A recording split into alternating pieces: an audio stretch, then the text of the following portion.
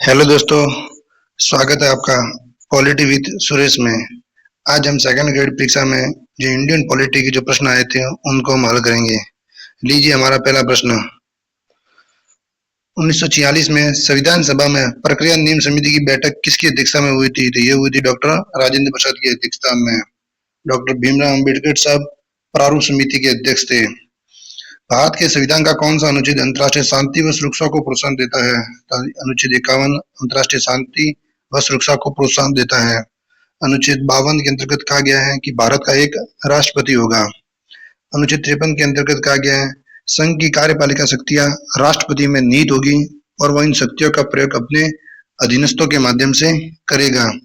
अनुच्छेद 48 ये हमारे नीति निर्देशक तत्व का भाग है जो अनुच्छेद 36 से अनुच्छेद 51 तक है।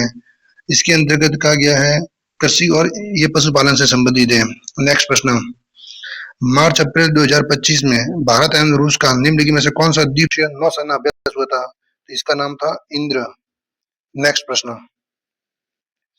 भारत के संविधान का कौन सा अनुच्छेद अनुच्छेद 39 में उल्लेखित राज्य के नीति निर्देशक तत्वों के संदर्भ में निम्नलिखित कथनों पर विचार कीजिए।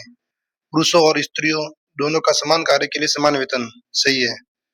पुरुष और स्त्री सभी नागरिकों को समान रूप से जीविका के पर्याप्त साधन प्राप्त करने का अधिकार है। तो इसमें हमारे दोनों ऑप्शन सही है। नेक्स्ट प्रश्न। भारत के संविधान के किस अनुच्छेद के अंतर्गत कहा गया है कि राज्यसभा का विघटन नहीं होगा? तो ये अनुच्छेद 83 के अंतर्गत कहा गया है कि राज्यसभा का विघटन नहीं होगा क्योंकि राज्यसभा एक स्थायी सदन है। राज्यसभा में हर 2 वर्ष में एक 23 सदस्य नियुक्त होते हैं और एक 23 सदस्य ही रिटायरमेंट होते हैं और ये एक स्थायी सदन है। अनुच्छेद 88 के अंतर्गत कहा गया है कि सदन में जो मंत्री परिषद होती है या जो मंत्री होते हैं और जो महान्यायवादी होते हैं उनके अधिकारों की बात की गई है। महान्यायवादी होता है वो होता है अटॉर्नी जनरल, जो भारत का सर्वोच्च कानूनी अधिकारी होता है। वो दोनों सदनों के अंदर भाग ले सकता है, भाषण दे सकता है, लेकिन अपने मताधिकार का उपयोग नहीं कर सकता। अनुच्छेद 87 के अंतर्गत 87 अनुच्छेद 87 के अंतर्गत कहा गया है राष्ट्रपति का विशेष अभिभाषण। अनुच्छेद 84 के अंतर्गत कहा गया है कि संसद की जो सदस्य होते हैं उनकी योग्यता के बारे में बताया गया है। यदि वो लोकसभा का सदस्य है तो उनकी आयु 25 वर्ष होनी चाहिए और यदि वो राज्यसभा का सदस्य है तो उनकी आयु 30 वर्ष होनी चाहिए। नेक्स्ट प्रश्न। भारत के संविधान का कौन सा अनुच्छेद अनुच्छेद 15(1) के अंतर्गत निम्नलिखित में से किस शब्द का उल्लेख नहीं किया गया है? तो ये क्षेत्र का उल्लेख नहीं किया गया है। धर्म, मूलवंश, लिंग, जाति, जन्म स्थान के आधार पर किसी के साथ भेदभाव नहीं किया जाएगा। नेक्स्ट प्रश्न। अप्रैल 2026 में निम्नलिखित में से किस पूर्व केंद्रीय मंत्री को पीपल्स रिपब्लिक ऑफ बांग्लादेश में भारत के अगले उच्चायुक्त के रूप में नियुक्त किया गया है? तो ये हमारा है दिनेश त्रिवेदी जी। विद्वान निर्वाचन प्रणाली जो मतदाता सूची है, नाम हटवाने के लिए कौन सा फॉर्म भरा जाएगा? तो यदि हमको नाम हटवाना है तो नाम हटवाने के लिए फॉर्म संख्या 7 का अर्थ है हम इसके अंदर से नाम हटवा सकते हैं। 12C के माध्यम से हम डाक के माध्यम से भी अपना मतदान कर सकते हैं। 8 के अंतर्गत हम अपना निवास स्थान और अपने विवरण को सुधार सकते हैं और प्रवासी मतदाताओं के नाम जुड़वाने के लिए हमें फॉर्म संख्या 6A का प्रयोग करेंगे। नेक्स्ट प्रश्न। सर्वोच्च न्यायालय के न्यायाधीश के रूप में नियुक्त होने के लिए न्यूनतम आयु क्या रखी गई है? तो सर्वोच्च न्यायालय का यदि न्यायाधीश नियुक्त होना है तो उसके लिए न्यूनतम आयु कोई निर्धारित नहीं की गई है क्योंकि अधिकतम आयु 65 वर्ष है। नेक्स्ट प्रश्न। भारत के संविधान के अनुसार कोई व्यक्ति जो राष्ट्रपति के रूप में पद धारण करता है या कर चुका है वह संविधान के अन्य उपबंध के अधीन रहते हुए उसे पद के लिए कितनी बार पुनर्निर्वाचित होगा? तो पुनर्निर्वाचन के लिए कोई समय सीमा निर्धारित नहीं की गई है अनुच्छेद 57 के अंतर्गत। नेक्स्ट प्रश्न। भारत के संविधान के निम्नलिखित में से किस अनुच्छेद में कहा गया है कि मंत्री राष्ट्रपति के पश्चात पर्यंत अपना पद धारण करेंगे? सही बात है। अनुच्छेद 75 के अंतर्गत कहा गया है कि जो मंत्री होंगे राष्ट्रपति के पश्चात पर्यंत ही अपना पद धारण करेंगे। मंत्रियों की नियुक्ति राष्ट्रपति के द्वारा होती है लेकिन वो प्रधानमंत्री की सलाह पर होती है। अनुच्छेद 77 में कहा गया है कि भारत सरकार के जो सभी कार्य होंगे सेंट्रल गवर्नमेंट के जो जितने भी कार्य होंगे वो किन के नाम से होंगे? वो राष्ट्रपति के नाम से होंगे।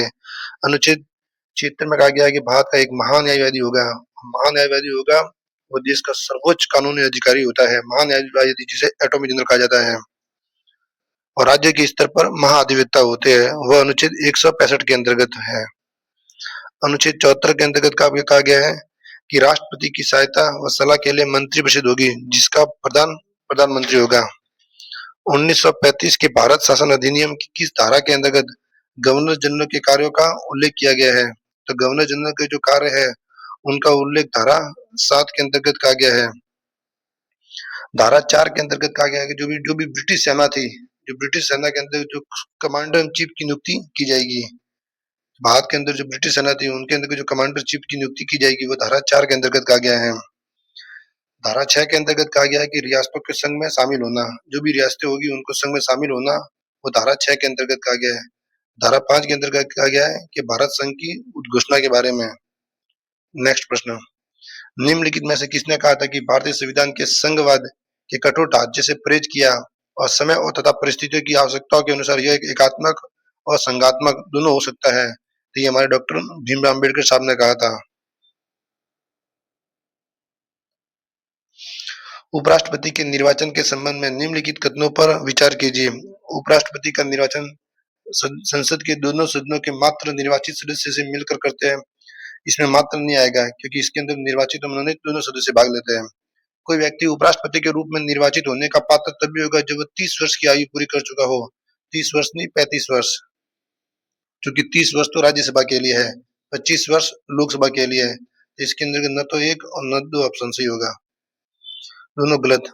नेक्स्ट प्रश्न, नीचे दिए गए अभिकथन ए और कारण आर के आधार पर जो व्यक्ति स्वेच्छा से किसी विदेशी राज्य की नागरिकता प्राप्त करता है तो वह भारत का नागरिक नहीं रहता, तो ये सही है। भारत के संविधान का कौन सा अनुच्छेद 9 संसद के ऐसे व्यक्तियों को नागरिकता प्रदान करने हेतु कोई भी कानून बनाने से प्रतिबंधित करता है? और भारत का संविधान कानून बनाने से कोई प्रतिबंधित नहीं करता है, तो ये सही, सेकंड गलत। चलो प्लीज हमारे चैनल को लाइक और सब्सक्राइब करें।